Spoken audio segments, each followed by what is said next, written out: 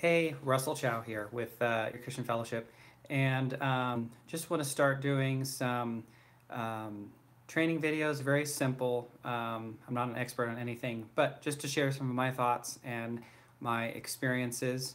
And so this is worship training video one, and I'm just going to talk about for a minute chord progressions during extended praise. Now, what is extended praise? Extended praise is also known as free worship or spontaneous worship or tarrying. Those are some of the interchangeable words and phrases that are used. Extended praise typically can flow naturally during a song. So if you're coming out of, let's say, your second chorus and you're getting ready to go into a bridge, often that's a moment where extended praise just flows naturally. Sometimes it happens after the song is done and you're on a big chorus and maybe instead of doing the finish, the shimmer, you maybe continue on with extended praise.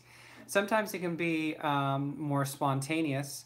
And when it's spontaneous, using the same or similar chord progression would be best, especially if you have a band and a team with you.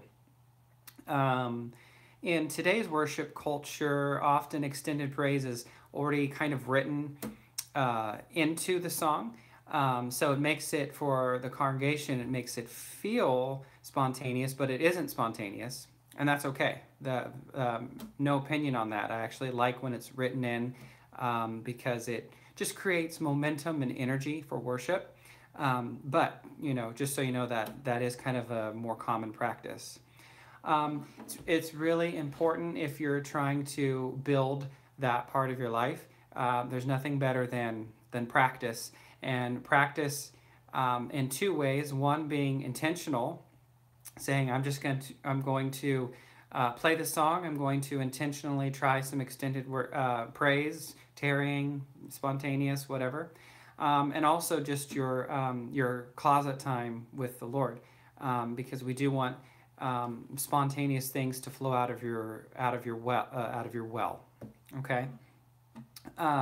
So here, just as I get ready to close, here are a couple of just common progressions that you can try on your own. And I'm using the Nashville numbers as I call this out. So I'm in key of G, and so oftentimes you might just be on 1, which would be G. And then you might go to 4, which is C. Then you might go to E minor, which is 6. And then you might go to 5, which is D. So we'll do that again. Then you go to 4, which is C. Then you go to E minor, which is the 6th chord. And then you go to D.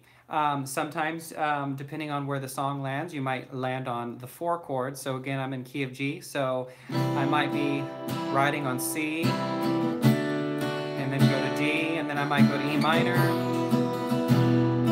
and then go back to 5. Sometimes, which is kind of a practice that I do, if a song ends, if I'm ending on the 1, maybe we do a shimmer end, then I might do a sus. I might go back to the regular G again,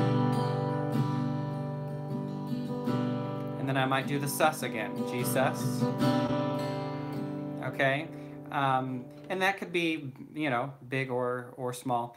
And then going back to the idea of the sus or sustained chord, it's really adding a 4. So so let's say we're in G, and so then I might be playing the 4 chord, and then I might play the 5 sus, or in this key it would be D sus. And then you might just ride back and forth on that. C. So there's lots of different things. But often coming out of the song and staying in that chord progression will be very easy for your band. So, for example, if you're singing "You Make Me Brave" in key of D, for you are, let me get back in the key there.